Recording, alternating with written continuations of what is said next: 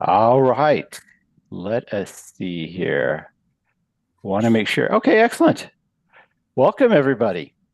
This is our weekly sort of hypnosis discussion. My name is David Barron, and those who don't know me, those who see this on YouTube, you're welcome to take part. Just send me an email, and I'll make sure you get on the list. Elena, welcome. You seem new here. You're welcome. For those of you who have questions when we're done here, I have found out that if you only just raise your hand like this, uh, something in the camera recognizes that you want my attention and it tells me. But you can also go down to the little react button and then raise your hand as well. So I'm gonna mute everybody for this moment. All right. And what I wanted to start off today is I have three insights that I may have talked about before, but they sort of slapped me in the face recently with a couple of experiences.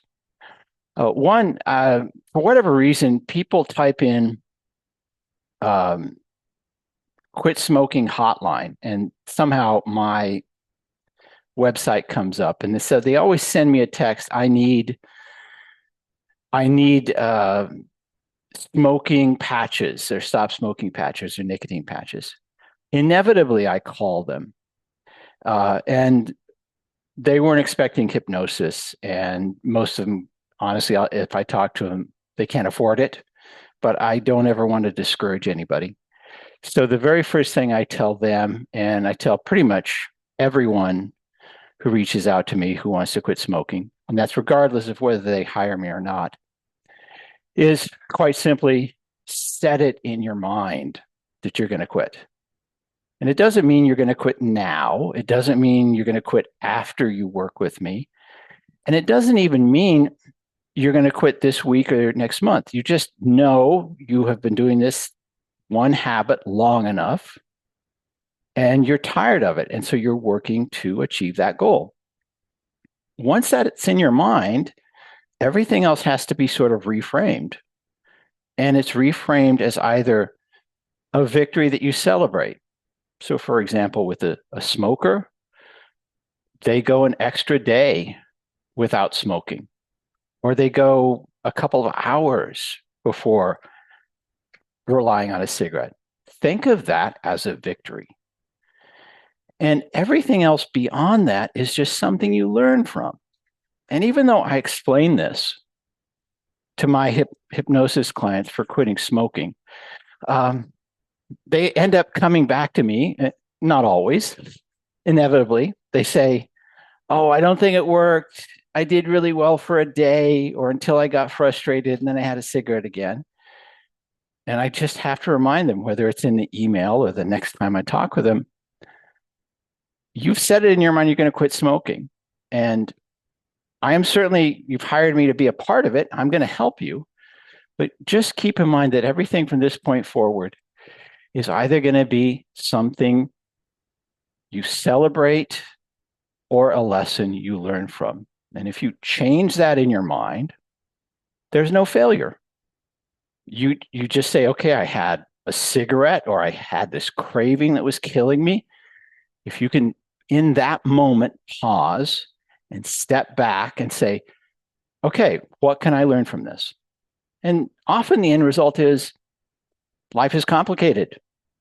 Someone yelled at you and that triggered it.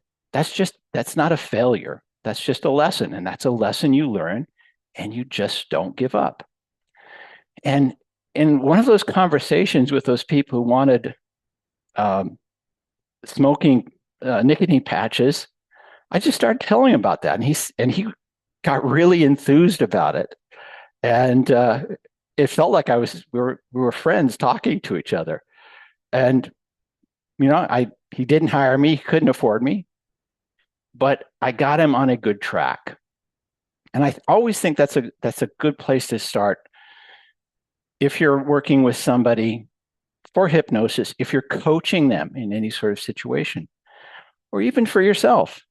If you're trying to change a habit, If you want to exercise more, go to the gym, take longer, more intense walks. Just set it in your mind that you're going to build this habit. And along that point, there's no failures. As long as you learn from your experience and you don't give up, there are no failures. Because just keep in mind, a failure is only going to happen under two circumstances. The first is you give up completely. That's a failure. And the second is you don't learn from your experience. So it's a big, long journey. And you just keep in mind that every war is won through a lot of small battles. And you just take one battle at a time and you move forward. So that's the first thing that I always want to inspire in people. There are other two things that I want to talk about that they were sort of inspired to me through an interaction I had with one of my clients. She had intense hypochondria. She'd get anxious about, who knows, a fingernail was hurting her. And so she thought she may have cancer in her arm or something like that. It was totally irrational. And I worked with her and it seemed she was responding well. However, she wanted an additional session. And so when we connected through Zoom, her mom was with her. And her mom basically said, I don't think she was being completely honest with you. So she needs to tell you what's going on. And she described two different problems that we addressed when we worked together. The first is not understanding what I mean when I say go deeper. And I explained this.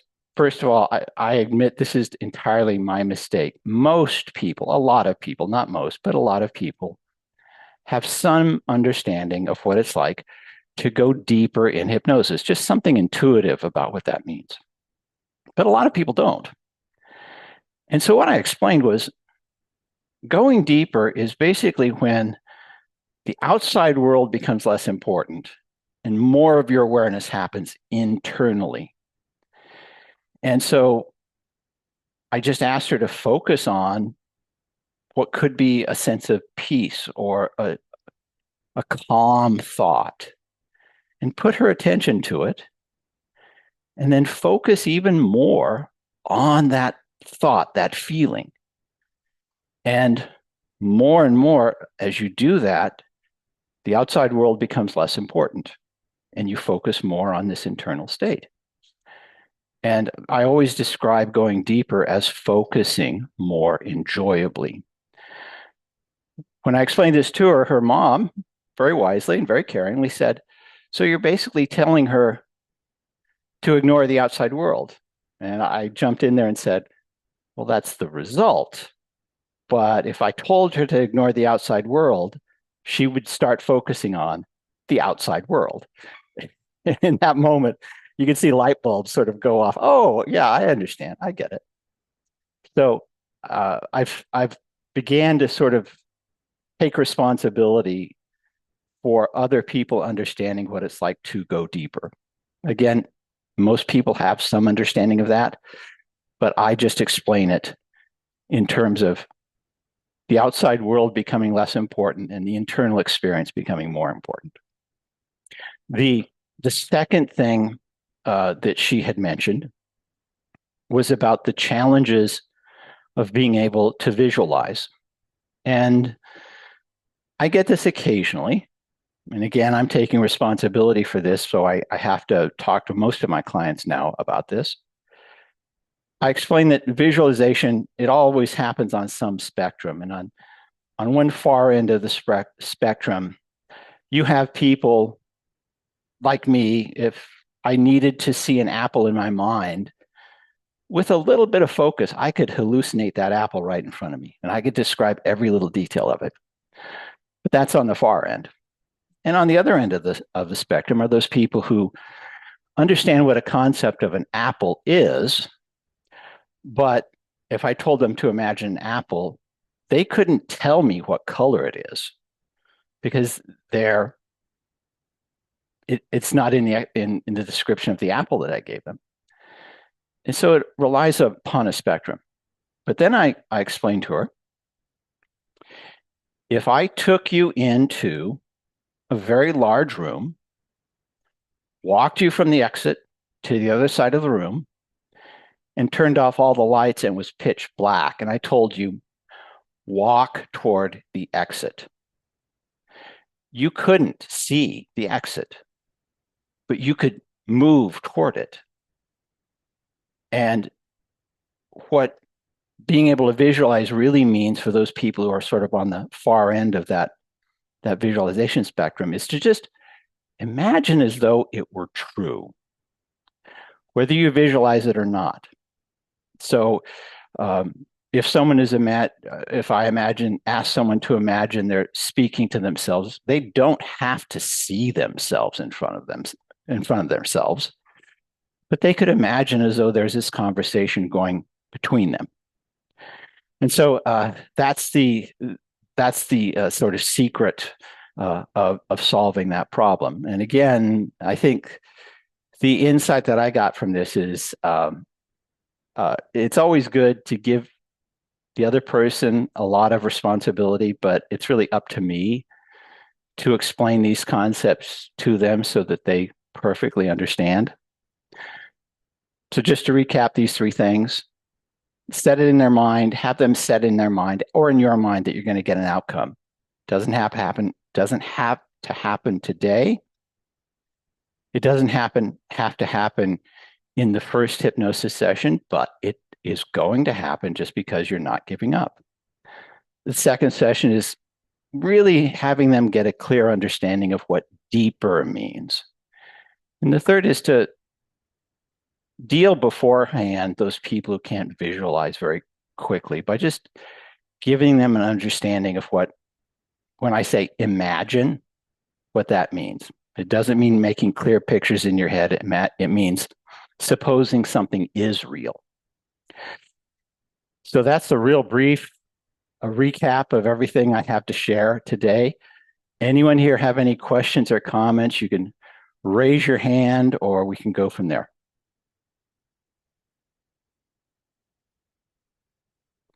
All right. Well, thank you guys very much. I hope this has been of use to you. I always have fun doing this. And so again, we're going to do it again next week. Put this into practice. Alex, you unmuted yourself. Do you have something you want to say? Yes. I was thinking about, I was actually thinking about how to describe the depth of trance to someone, and you just explained it in terms of increased focus on a particular point or a particular thing, Mm-hmm. something like that. And it just reminded me of an exercise somebody once told me, which was if they have aphantasia, then I can ask them to imagine what it's like um, to literally stand on the pavement or on the sidewalk outside their own home, and then to go up to their front door, tell me what color the door is. Mm-hmm. And they will inevitably have to put that into imagination, because I can guarantee their memory won't remember what color the door is. For example, the one that I've got is kind of an oxblood kind of reddish brown sort of color. Mm-hmm. So I knew that one because I'd just gone through the door to obviously come in. Um, but it's a matter of knowing that it's something that I was told, which was that your hallucinated experience, your imagined experience, and your experience from memory, physically in the brain, they're identical. They come from the same part of the brain. The same neurons are firing, and whether you're actually imagining something and your eyes go right, or whether you're remembering something and your eyes go left, to use the old NLP modality, the source of the memory or hallucination or imagination is exactly the same part of the brain. Right. So it's that part which governs the imagination, visualization. Yeah. So it's an important exercise, and I think um, that is a key element to be able to um, access the unconscious part of the brain, because that's the part that the conscious mind comes from. So you can use that to bypass the critical faculties and go straight to the unconscious mind and stimulate it, and then you can enact change work without ever having to drop a person into a trance, because the Right. unconscious mind takes over inside. If It's that makes sense.